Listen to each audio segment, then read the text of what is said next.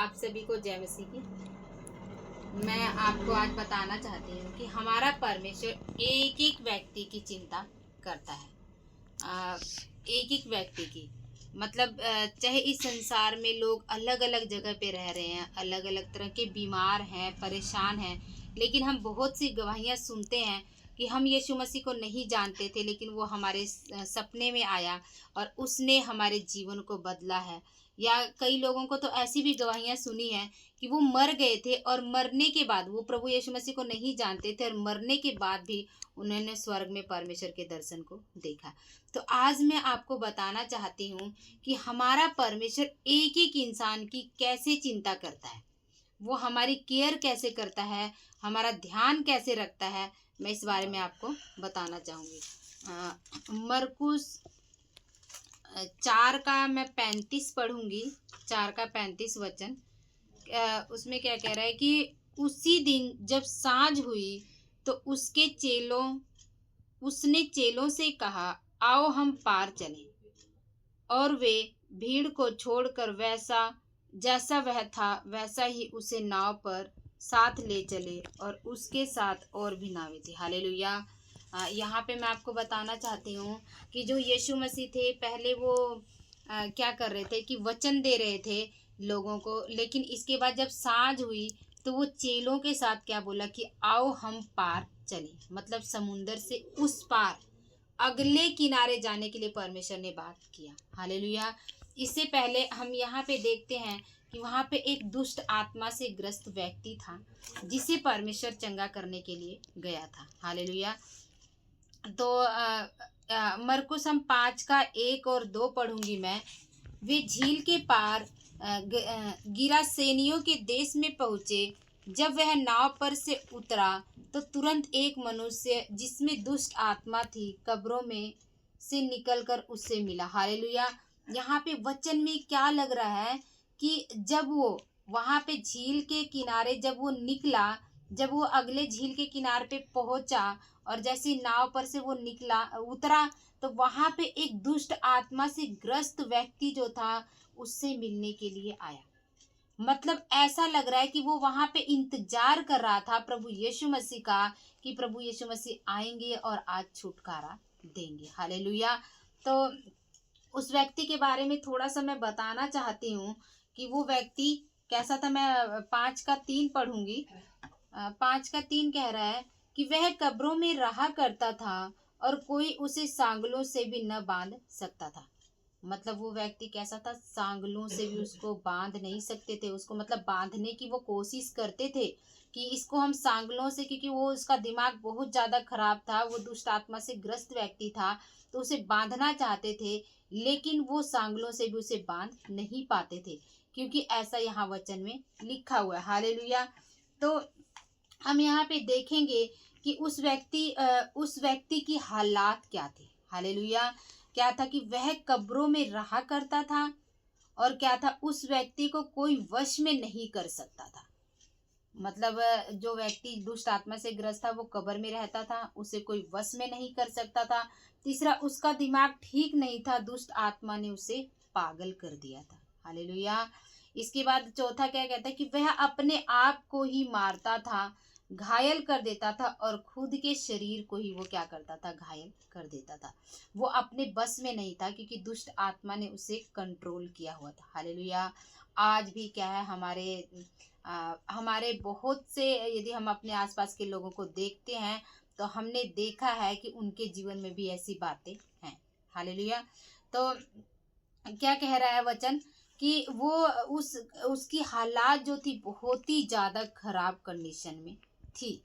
तो यहाँ पे वचन क्या कह रहा है, आप 6 वचन में हम देखेंगे। वह यीशु को दूर ही से देखकर दौड़ा और उसे प्रणाम किया और ऊंचे शब्द से चिल्लाकर कहा, हे यीशु, परम प्रधान परमेश्वर के पुत्र, मुझे तुझसे क्या काम, मैं तुझे परमेश्वर की शपथ देता हूँ कि मुझे पीड़ा न दे। हालेलुया।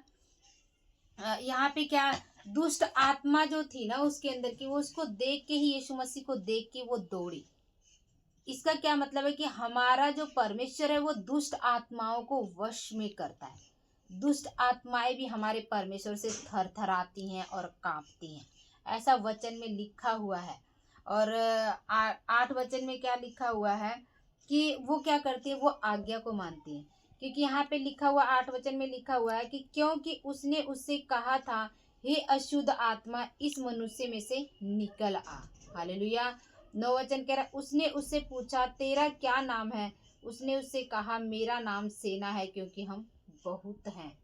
और उसने उनसे बहुत विनती की और हमें इस देश से बाहर न भेज। हालेलुया।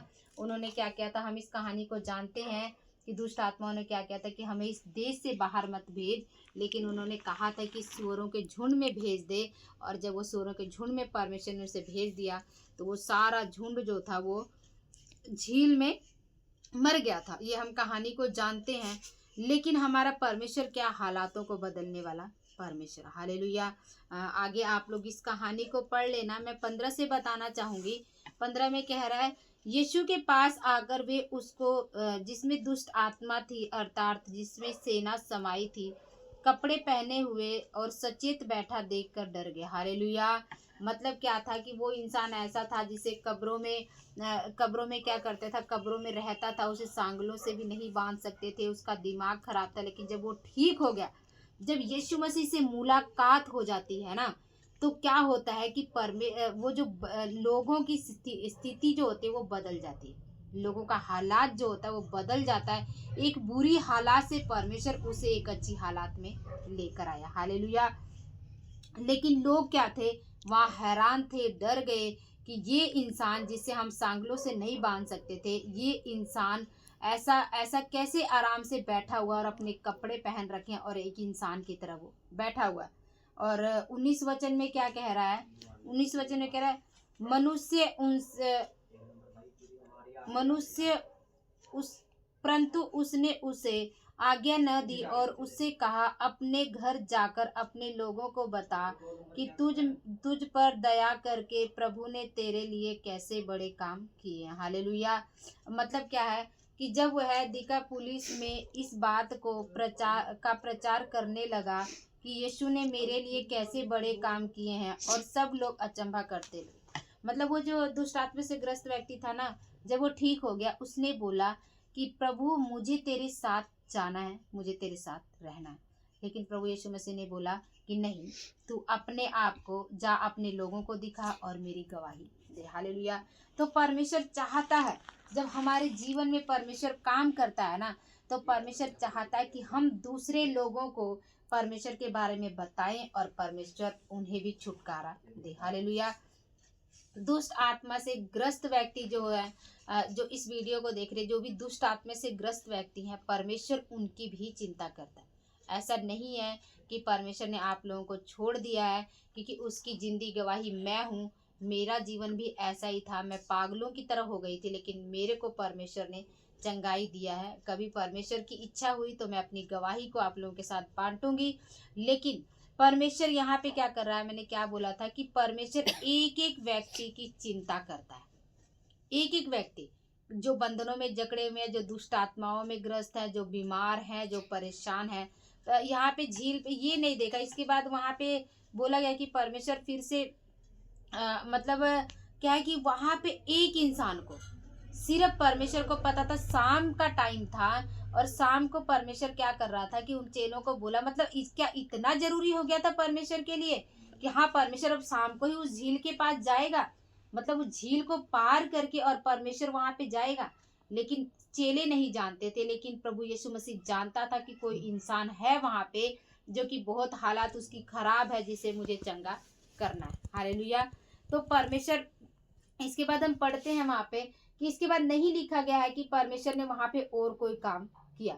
तो मतलब क्या है कि एक व्यक्ति के लिए, सिर्फ एक व्यक्ति के लिए जिसकी हालात खराब थी, परमेश्वर उस झील को पार करके गया, उसे चंगाई दी। हालेलुया। तो हमारे लिए भी परमेश्वर तैयार है। हमारी हालात जैसा भी हो, हम जैसी भी परिस्थिति में हो, परमेश्वर हमें सदा देखता है और हमारी वो चिंता करता है और हमारे लिए वो काम करता है। हालेलुया। तो इसीलिए परमेश्वर का वचन कहता है कि हमें क्या है कि हमें परमेश्वर पे भरोसा रखना है। वो हमेशा कहता है मत डर, मैं तेरे साथ हूँ, इधर उधर मत ताक, मैं तेरा परमेश्वर हूँ। तो आज जो भी बीमार हैं, परेशान हैं, दुष्ट आत्माओं में ग्रस्त हैं, यदि वो प्रभु यीशु मसीह का नाम ले और उसे बुलाएं तो वो जरूर प्रार्थना को सुनेगा और चंगाई को देगा। क्योंकि परमेश्वर क्या है कि दुष्ट आत्माएं उसकी बातों को मानती हैं, बीमारियां उसकी बातों को मानती हैं, उसकी आज्ञा को मानती हैं, वो जैसा कहता है वैसा ही वो करती हैं। दुष्ट आत्मा को उसने बोला कि तू निकल जा इसमें से, तो वो निकल गई। हालेलुया। तो ये जो भी इस वीडियो को देख रहे हैं, प्रभु आप लोग को बहुत आशीष दे। यदि आप दुष्ट आत्मा से ग्रस्त हैं तो परमेश्वर आपको चंगाई दे और परमेश्वर आपकी चिंता करता है। हालेलुया। आप सभी को जय मसीह।